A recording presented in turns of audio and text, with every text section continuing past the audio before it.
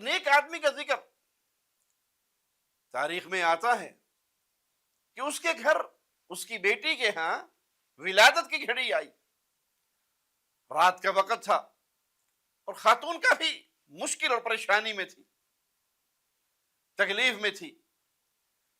لڑکی کی والدہ بھی بڑی پریشان اپنی بیٹی کو اس پریشانی میں دیکھ کے۔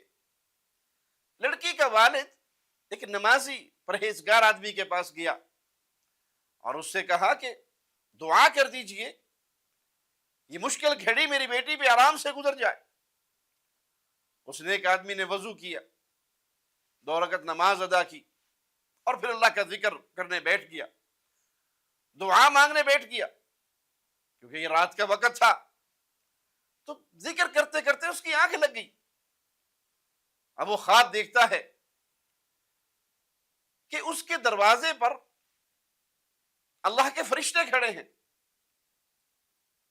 اور وہ کہہ رہے ہیں کہ ہم رحمت لے کے اس گھر میں داخل تو ہوں، لیکن اس گھر میں تصویریں ہیں، ان تصویروں کو نکالو تاکہ اللہ کی رحمت تمہارے گھر میں داخل ہو سکے۔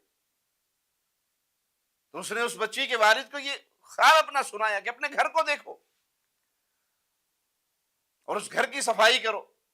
اس نے دیکھا تو گھر کے اندر اسے کچھ تصویریں نظر آئی، تو اس نے وہ تصویریں اٹھائی اور اٹھا کر گھر سے باہر پھینک دی۔ تو فوراً ہی آسانی ہوگی اور بچی کے ہاں ولادت ہوئی۔ پیارے بھائی، جب گھروں میں تصاویر ہو یا شوق یا کتے پالے جائیں تو رحمت کے فرشتے داخل نہیں ہوتے۔ یہ خبر تو ہمیں رسول اللہ صلی اللہ علیہ وسلم کی مبارک زبان سے بھی ملی کہ اللہ کے نبی صلی اللہ علیہ وسلم نے جبرائیل کے نہ آنے پر آپ پریشان ہوئے اور اچانک آپ کی نظر پڑی تو چارپائی کے نیچے کتے کا بچہ نظر آیا، آپ نے اسے نکال دیا۔ تب جبرائیل گھر میں داخل ہوئے اور فرمایا کہ جس گھر میں تصویر ہو یا شوقیہ کتا پالا ہوا ہو تو اس گھر میں فرشتے داخل نہیں ہوتے۔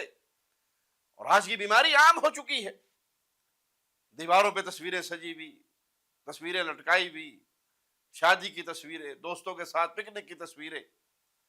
ان تصویروں سے اپنے گھروں کو پاک کیجئے تاکہ شیاطین یہاں سے نکل جائیں اور رحمت کے فرشتے داخل ہو جائیں۔